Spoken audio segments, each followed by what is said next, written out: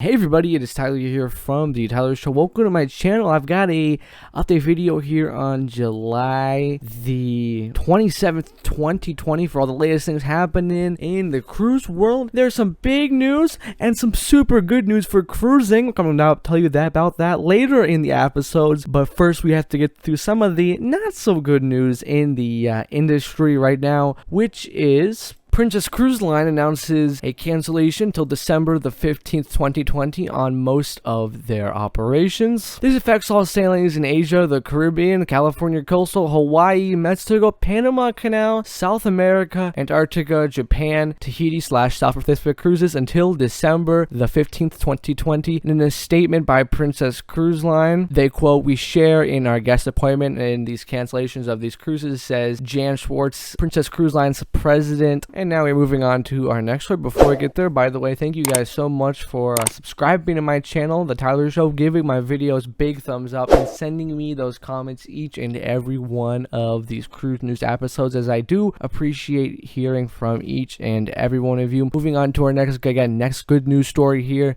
AmaWaterways did just announce that they have resumed sailings in operations with a series of charter sailings on board the Alma Christina with local guests in Germany. This ship has newly enhanced health and safety protocols on board. Some of the new procedures reflect the in-depth recommendations from the EU, the Center of Disease Control, and the World Health Organization. Some of the protocols in cruise pre-health boarding air questionnaire are required. Guests and crew are subject to daily temperature checks, and the ship capacity has been capped. Moving on to our next story about Crystal Cruise Line. Crystal Cruise Lines did just reveal a Crystal Clean Plus and its initial set of health and safety protocols to be implemented on the Crystal Serenity and the Crystal Symphony once they return sailing. These new measures such include reduced capacity, new embarkation experience, enhanced cleaning, social distancing and facial covering guidelines, and health and monitoring of guests and crew, and new testing equipment while on board the ships. And it also appears we have a little bit of sad news. No start update for the Black Sea Cruise Line. This cruise line operates a 1971 built ship, the Princess Vladimir, and it appears they hopefully now are able to return to service at the end of August. And moving on to our next big story about Carnival Cruise Line. Carnival Cruise Line has officially sold two ships, Carnival Fantasy and the Carnival Inspiration, and the Scenic Group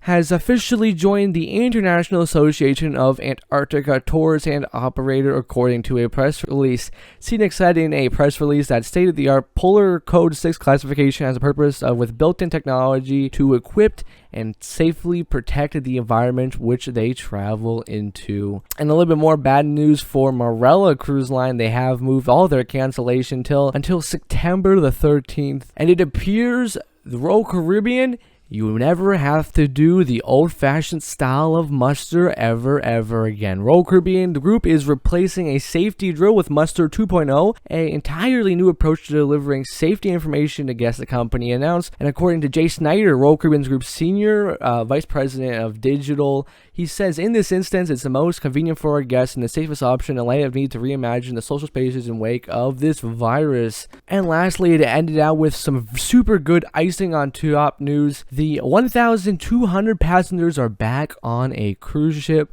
The TUI Swift 2 left on its first blue cruise from Hamburg with 1,200 guests on board. This ship will not be heading to any ports, but basically sail around Norway. When this vessel was built, she was made to handle 2,900 guests, but now will just operate just about 1,200 guests, following numerous of health and safety protocols. One of the very interesting protocols they have is masks, as of right now, are not required on the ship, so that's good news. If you can't social distance, social distancing, they're requiring you to put it on. So basically, if you can't stay less than 5 foot away from people, they are requiring you to put your mask on for sure. Now that wraps us, guys, for this week's cruising discussion video. Thank you guys so much for tuning into the show, checking it out, dropping those likes, dropping those subscribes. And guys, until the next time we're back here together, hopefully next week for another cruising discussion video, I am Tyler, and you're watching the Cruise News Blast for this